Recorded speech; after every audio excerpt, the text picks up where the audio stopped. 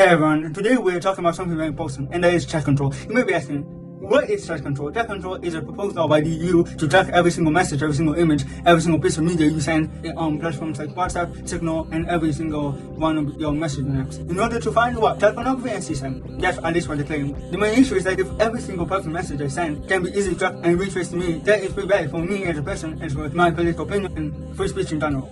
Obviously, in order to have this system to be in place, you would have to essentially to fuck over encryption. It could not be a thing. It would need a backdoor. So let's just say this is like a corridor or a house. You have the main entrance, you have the top entrance which is closed, and then you have backdoor, which will be essentially chat control. Obviously, having a backdoor which is easily accessible by the AI, it could also be easily accessible by hackers, by people who have all the incentive to collect and sell your data, especially really personal data about your life, and as well as you might get doxxed. Obviously, AI is not perfect. We will have a bunch of false positives. We will have a bunch of fake chat phone or fake flags that go into the system. Then what are we going to do then? Are we going to have an AI check it? Are we going to check it ourselves? Is it going to be a human to check all the flagged data? And how is that okay with privacy? Having a human that can easily memorize what he has seen go through our data. Probably there will be a bunch of people that will not talk about things that they may be careful because they're scared that they'll get repercussions.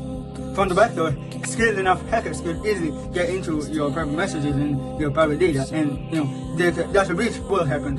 So data breaches, if hackers get a hold of the data, they could easily sell it to third-party scammers, advertising companies. Another really big issue is, let's just say that I send an image, right, of me, and the AI somehow detects nudity or child pornography in an image.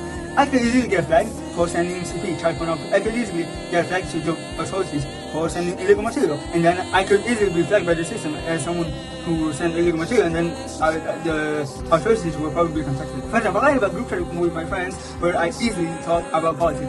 We talk about political topics, and I could easily get tracked and get punished in some way. Computer vision systems work by breaking down images into pictures and features. And what I mean by that, they assign every single pixel a numerical value, and they essentially look for patterns, like shapes, edges, colors, and other things.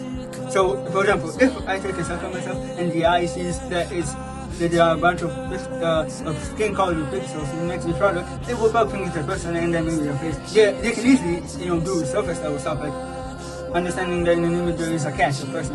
It may be even understanding the nationality or like the ethnic group of someone, but the age is much harder because it depends on a bunch of non-controllable variables like facial structure, lighting, at what point of puberty am I in relation to my age. There's many variables which AI cannot 100% be accurate for and account for. For example, I recently tried Nano Banana. Nano Banana is an AI model to think of like a Photoshop, but it's kind of worse, to edit images with AI. With Nano Banana, you cannot edit images of children. It makes complete sense. So I wanted to try with myself. I had to do a school project where I was filming like this. I wanted to change my background. I was seeing this video from this guy saying how to do it with Midjourney. I don't have a Midjourney subscription, so I wanted to do it with Nano Banana because it was new, it was a big thing at the time. So I take a film video, I take a frame of the video, I then remove the background, and then what I do? I then go to upload it to Gemini, which is obviously Nano Banana. Oh, I cannot edit this image because it contains a child. I'm like, okay, I look young, I guess. It makes sense. But so I was already plotting on how to make it, best to take. I could maybe use face apps or maybe other weird because I only need a background, so I could easily just fill myself in. Before I did that, I was like, well, let me try with another friend. On the same video, just a second later, I was looking at the camera. No, and it's not different video, same lighting, same obviously camera, which is my iPhone 14 Pro, and it passed. I also tried a bunch of models online of age estimation with AI, and they all give me different answers, and they were all wrong. I also think that actually this will not work for the reasons I stated before, and I will say after.